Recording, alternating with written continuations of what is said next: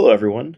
I've been asked not to give us an update on the various meeting experience improvements that are coming down the pipeline that many of you are aware of, but instead take a few moments and discuss a Tandoor oven that I have been building over the course of the last 2 winters, and perhaps some lessons I can take away from it. So, to begin with a basic problem description, I wanted to cook the delicious and often ordered butter chicken and garlic naan, but I wanted to cook it at home and fully cook it the traditional way. So of course to do that I would need a tandoor oven so that I could prepare delicious tandoori chicken and prepare the naan inside the oven such that I can make this meal happen. So I set about doing research on how tandoor ovens are built. Of course, this is in very old technology. It's a fairly simple oven design. You have a heat source at the bottom, airflow comes in at the bottom, fuels the fire, is heated up by the fire. You get hot air moving up, convection goes up through a vent in the top, and then also because you have the walls sloped inward, you get smoke and heat cooking things you can put on those internal surfaces where you can cook your flatbread, for example. Um, Very old technique. People have also designed ways of building them at home. This is a very common method for a backyard tandoor. Basically, you go to Home Depot, you get uh, potters, two planters, um, put one on top of the other, cut the hole off of the bottom of one to make a vent for the top, and then cut a hole in the side of the other to let air inflow. And then there you have basically every characteristic of the traditional tandoor. So I did this research. I saw that was the traditional way people make them very easily at home, and I decided I could do better. And instead of following that, just to redesign it entirely. So here on the left, you have my eventual resulting design. And then a basic diagram of how the airflow works. So it's fairly simple.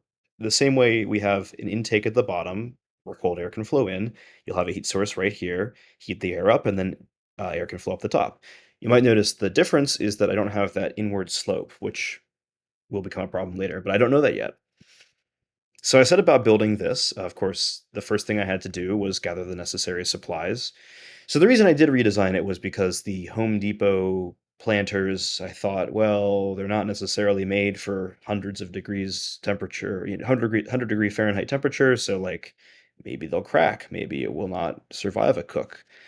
Um, so instead, I thought what we should really be doing is getting uh, chimney flue masonry pipes, which I did, refractory cement, which is designed to handle the heat, and fire bricks. So everything would be, totally capable of handling all the heat of the flames and fire we're going to put inside of this. And then to contain the entire thing in sort of a vessel that I could move around and store and so on, and not just have this thing stuck outside all the time, I went for a very standard 55-gallon steel drum. This one in particular was claimed to have been used to store pineapple juice. It certainly didn't smell toxic, so I'll assume it was food safe. From here, I set about preparing the materials and getting ready to build the actual tandoor. So the vertical chimney piece, cut a hole in the side that I would put in one of the smaller pipes in to make the air inlet, and then a matching hole in the side of the steel drum so that that air inlet could go outside the steel drum. And then painted some rust spots on the steel because it wasn't in perfect shape, just to kind of weatherproof it a little bit. So basically lined the bottom with fire bricks, mixed up the refractory cement, set the fire bricks in the cement, and then set the masonry on top of them, everything cemented together. The pipe coming out the side, as you can see here, and then filled in the negative space between the chimney pipe and the steel drum with insulation, and then cover the top with more cement. The idea of the insulation is twofold. One, to prevent there from being a large temperature gradient across the masonry that might encourage it to crack if I'm cooking outside in the winter, as I was planning to do with, 500 degrees of heat on the inside, 50 degrees or colder outside Fahrenheit. Don't want that to crack, so give it some insulation. And then also protect the outer steel drum from the heat of the oven inside of it so that either any sort of linings would not melt and produce toxic fumes, and also it just wouldn't melt or weaken the relatively thin steel. So with everything set up and the concrete set, of course I was doing this in winter, so it wasn't really warm enough for the concrete to set properly, so I stuck a heat gun in the side and put it on the max setting and then walked away for a couple of days and turned out fine, so that wasn't an issue clearly. Um, and then it came time to actually start cooking in the thing. So this was the first year I tried cooking in it. We put charcoal right in the bottom, got the oven heating up. As we prepared to put the chickens in, decided to start doing some naan. As you can see, um, the naan cooked, but there was not a lot of hot air moving across the naan, so it cooked relatively slowly.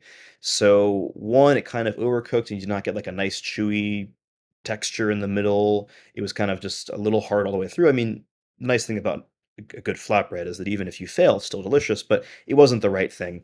And also you can see that like they drooped down on the sides and they didn't really have these nice round shapes that you would expect from a nice restaurant level naan. But I was able to cook some chicken, so I got a big stainless steel rod with a hook on the bottom, prepared to hold chickens, marinated for several hours, put them on the hook, put them in the oven.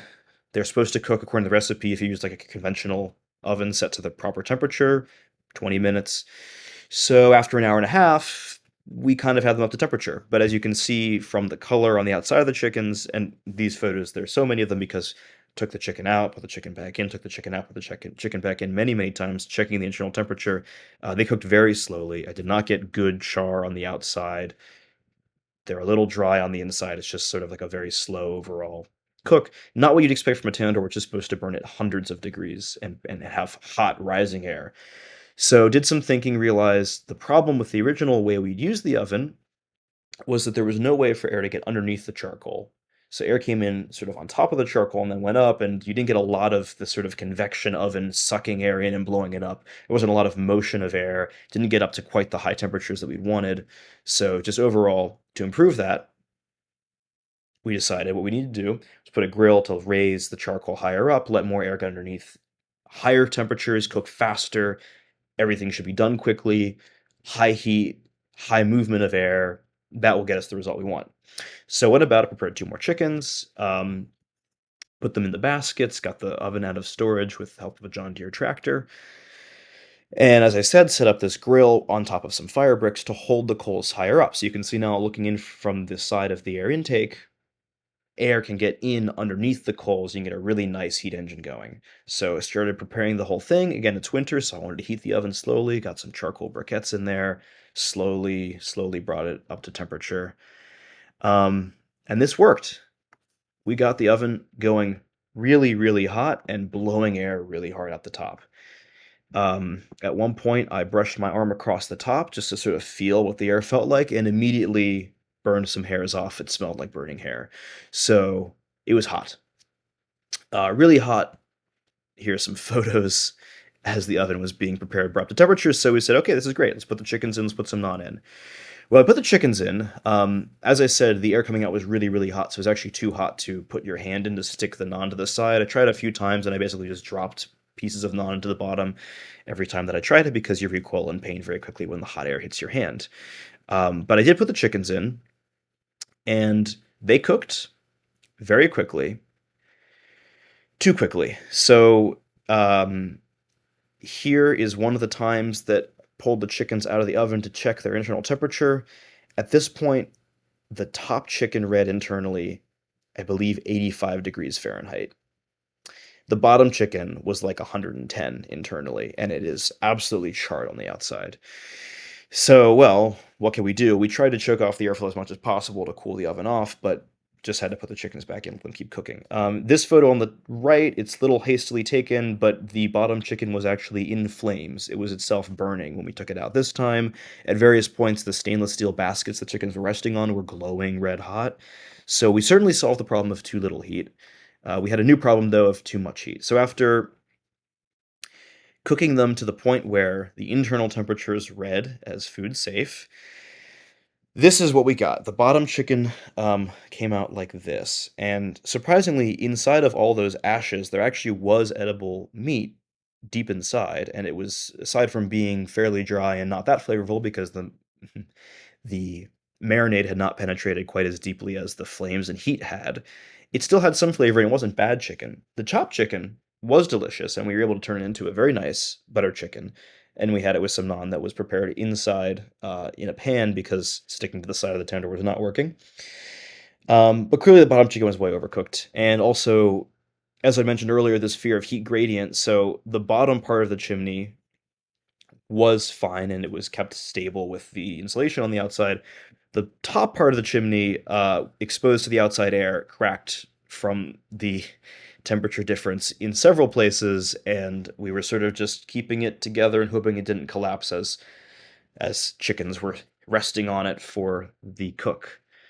Um, so that's how to build a Tandoor oven that goes against every design you find online, and perhaps some lessons you might learn of why people do it the other way instead. Some lessons that I have for next time, one, to cook the naan on the inside of the oven, I really need one of these, which is a pad you can put the naan on, and then you hold it with an oven mitt, and then you stick your arm in and very quickly slap it against the side of the oven. Two, for it to really stick well and get quite the smoke and air going across it, it really should be slanted in a little bit, so should probably just copy the existing design. And three, even if I make both of those improvements, probably the right thing to do is just to order Indian food. That's a lot simple. That's a lot simpler. So perhaps some engineering takeaways we can all learn from this, or at least some ideas on what you might want to get for dinner tonight.